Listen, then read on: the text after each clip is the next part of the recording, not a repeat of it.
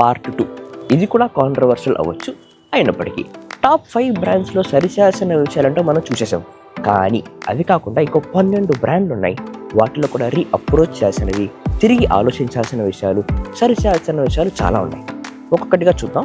ఈ వీడియోని కూడా 2 కేటగిరీస్లో స్ప్లిట్ చేద్దాం. ఒకటి వీటిల్లో కామన్గా సరిచేయాల్సిన విషయాలు, రెండవది ఒక్కొక్క బ్రాండ్గా సరిచేయాల్సిన విషయాలు. కామన్గా సరిచేయాల్సిన విషయాలు వీటిల్లో కూడా ఫస్ట్ది ఒక కామన్ ఛార్జింగ్ కనెక్టర్ తేవాలి.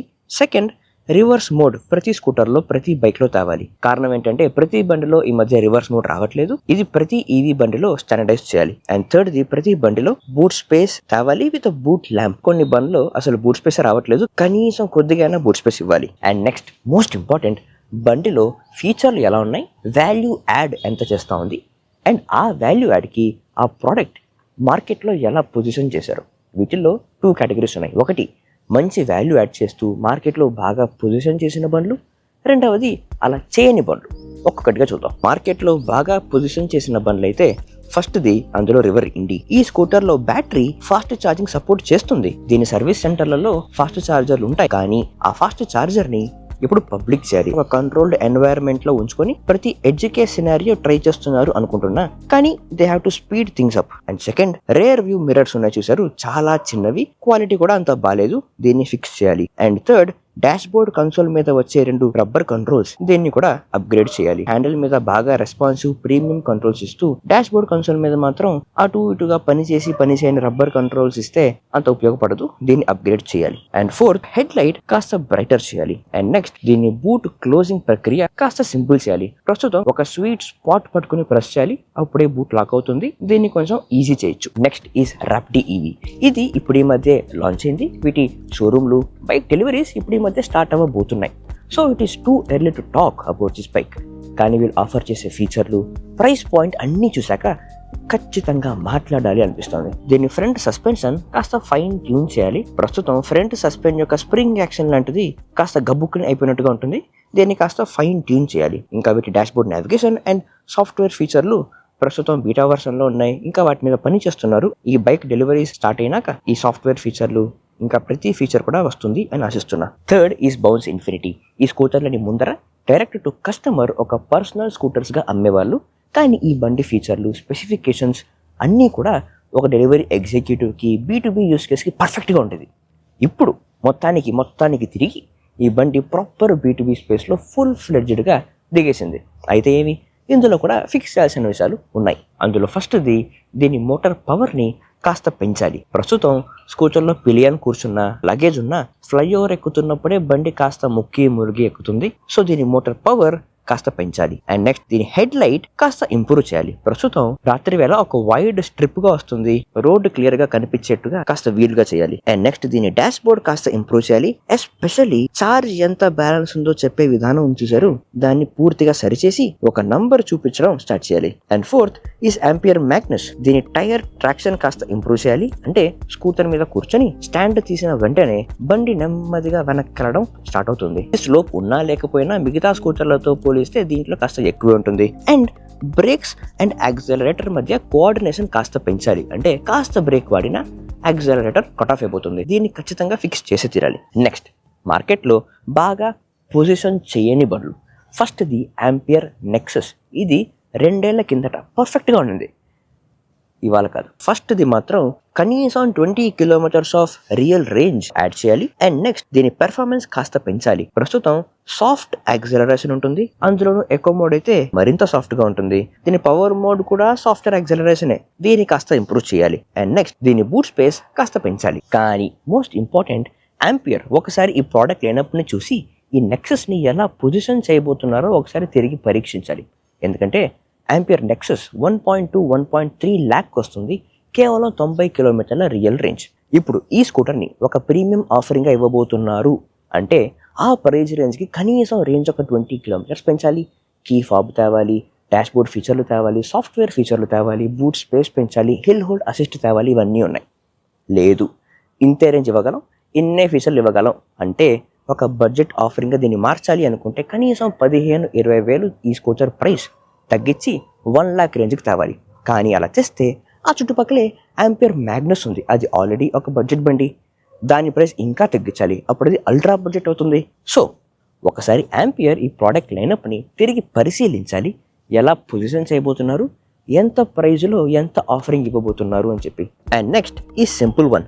ఈ స్కూటర్ని చూసిన వెంటనే అందరికీ ఏతర్ 450 గుర్తొస్తుంది. తెలుసో తెలియకో ఓ కంపారిజన్ మన మైండ్లో స్టార్ట్ అయిపోతుంది. అండ్ ఈ కంపారిజన్లో సింపుల్ వన్కి గెలిచే ఛాన్సే లేదు, ఎందుకంటే ఏతర్కి ఉన్న ఫాస్ట్ ఛార్జింగ్ నెట్వర్క్ సింపుల్ వన్కి లేదు. సిమిలర్ ప్రైస్ అయినప్పటికీ, సిమిలర్ పెర్ఫార్మెన్స్ అయినప్పటికీ, సిమిలర్ లుక్స్ అయినప్పటికీ Simple One and Simple One S వీటి రెండిట్లోనూ టైప్ 6 కనెక్టర్ వస్తుంది, కానీ వాటికి ఫాస్ట్ ఛార్జింగ్ స్టార్ట్ చేయాలి. దీంట్లో ప్రీమియం సింపుల్ వన్ స్కూటర్లో చూస్తే ఫస్ట్ది ఇందులో వచ్చే రిమూవబుల్ బ్యాటరీని బయటికి తీసి మనం ఛార్జింగ్ పెట్టుకోలేము, స్కూటర్లో ఉంచే ఛార్జింగ్ చేసుకోవాలి. దానివల్ల దీని ఉపయోగం బాగా తగ్గిపోతుంది.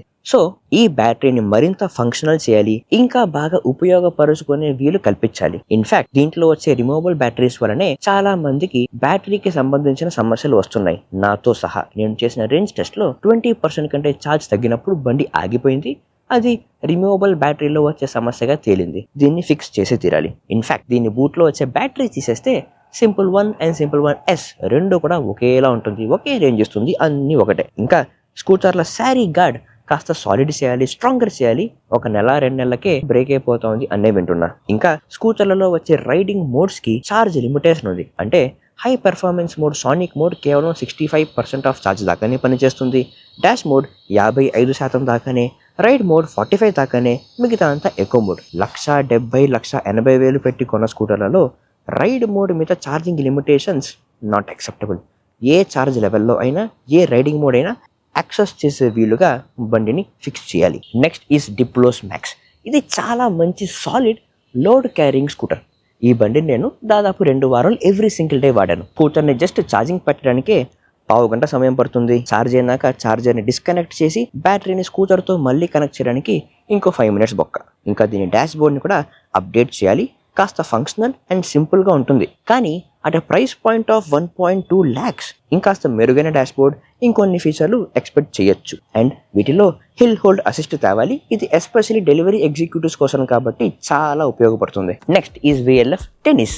ఇది ఒక ఇటాలియన్ బ్రాండ్, ఒక మినిమలిస్ట్ స్కూటర్, చాలా ఈజీ టు రైడ్ కమ్యూటర్, విపరీతంగా ఎక్స్పెన్సివ్. 1,50,000కు వస్తుంది, కానీ కేవలం 2.5 kWh ఆఫ్ బ్యాటరీ మాత్రమే.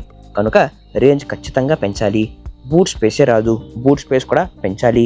And dash board is anti reflective, చాలా మంచి విషయం. ప్రతి బండిలో ఇటువంటి యాంటీ రిఫ్లెక్టివ్ డాష్ బోర్డ్ తేవాలి, కానీ ఈ డాష్ బోర్డ్లో ఫీచర్లు చాలా తక్కువ.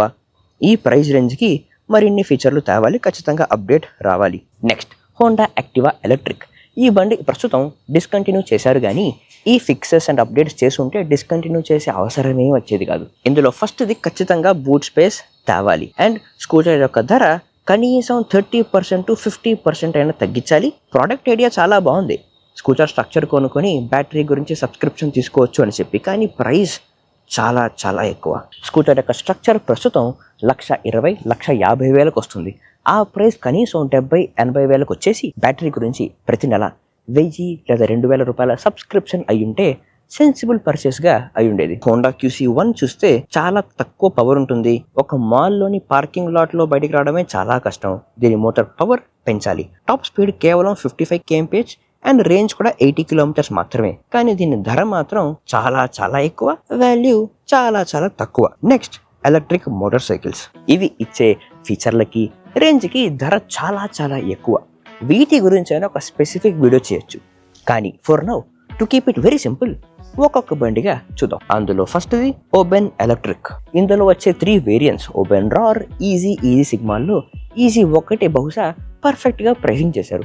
మిగతా 2 కూడా వెరీ ఓవర్ ప్రైస్డ్, ఒకే లుక్స్ అయినప్పటికీ, ఆల్మోస్ట్ ఒకే ఫీచర్ అయినప్పటికీ వీటి మూడిట్లో. కానీ in all the 3 variants range మరింత పెంచాలి. ఇంకా దీన్ని డాష్ బోర్డ్ డెఫినెట్లీ అప్డేట్ చేయాలి. ప్రస్తుతం ఉండే డాష్ బోర్డ్ లో బ్లూటూత్ కనెక్టివిటీ ఉంది, కాల్ అండ్ మ్యూజిక్ అలర్ట్స్ చూపిస్తుంది. అలర్ట్స్ మాత్రమే, కంట్రోల్ కాదు. అంటే ఏ సాంగ్ వింటున్నారో పేరు చూపిస్తుంది, కాల్ ఎవరు చేస్తున్నారో పేరు చూపిస్తుంది. ఏ యాక్షన్ తీసుకోవాలన్నా మీరు ఫోన్ తీయాల్సిందే బయటికి. ఫోన్ ఎలాగూ తీస్తున్నారు బయటికి, డాష్ బోర్డ్లో చూపిస్తే ఏంటి, చూపించకపోతే ఏంటి. ఆ ప్రైస్ రేంజ్కి డాష్ బోర్డ్ మీద బ్లూటూత్ కంట్రోల్ తెచ్చుంటే ఉపయోగపడేది. ఇంకా బూట్ స్పేస్, బ్రాండ్ వాళ్ళు చెప్పేది బైక్లో బూట్ స్పేస్ ఉంది అని చెప్పి, కానీ ఆ బూట్ కోసం ఒక్కసారి సీట్ తెరిచారో మళ్ళీ బూట్ మూయడం చాలా పెద్ద పని, కాస్త కాంప్లికేటెడ్ ప్రాసెస్. ఈ బైక్ తో వచ్చే పోర్టబుల్ చార్జర్ ని ఈ బూట్ లో పెట్టుకోవచ్చు అంటారు, కానీ ఆ కేబుల్ ని రోల్ చేసి ఒక పర్టికులర్ విధానంలో పెడితేనే లోపల కూర్చుని బూట్ అనేది లాక్ అవుతుంది. దీన్ని ఫిక్స్ చేయాలి. Next is revolt.